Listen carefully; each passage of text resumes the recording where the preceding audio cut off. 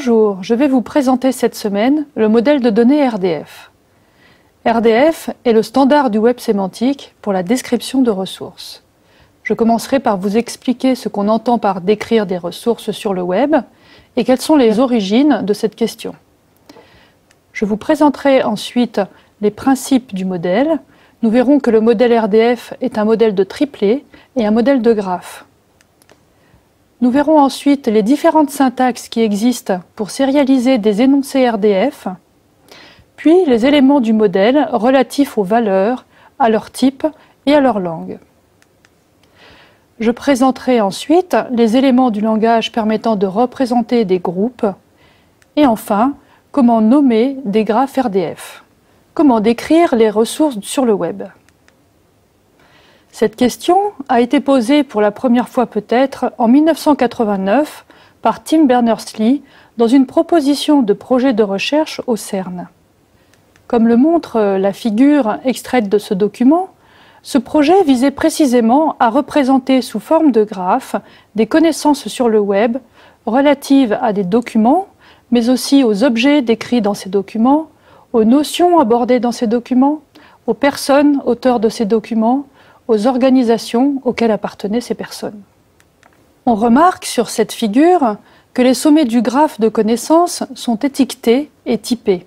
Des quadrilatères pour les documents, comme This Document, coloré en jaune, des cercles pour des concepts plus abstraits, comme A Proposal, coloré en orange, Notes, News, des nuages pour les notions, les sujets abordés, Hypertext en bleu, Hierarchical Systems en vert, des rectangles à coins arrondis pour les personnes, Tim Berners-Lee en violet.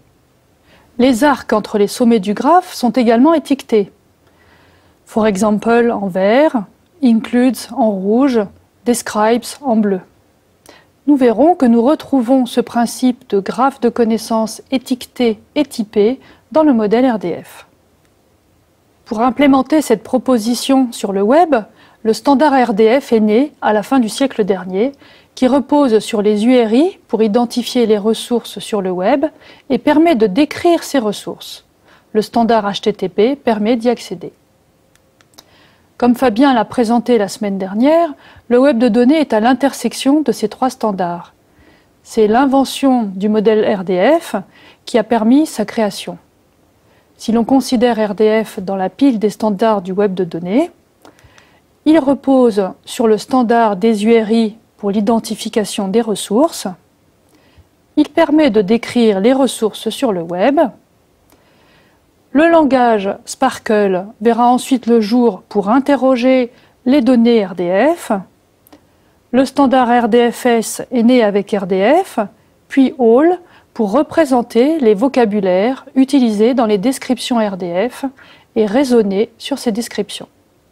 Nous allons nous concentrer cette semaine sur le langage RDF, la clé du web de données pour la représentation des données. Les éléments clés du langage sur l'exemple d'une tablette de chocolat. Un élément du langage RDF, RDFAbout, permet d'identifier la ressource décrite.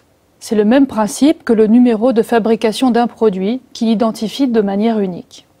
Un autre élément du langage RDF, RDFtype, permet de typer cette ressource et d'exprimer ainsi qu'il s'agit d'une tablette de chocolat de chez Villars. C'est le même principe que le code barre d'un produit. Le troisième élément clé, RDFLabel, permet d'exprimer en langue naturelle, pour un consommateur à la recherche de chocolat dans son magasin, qu'il s'agit bien de chocolat noir dans cet emballage. Enfin, le modèle RDF permet d'étendre à loisir son langage pour enrichir une description par des informations de nature différente selon les objets décrits.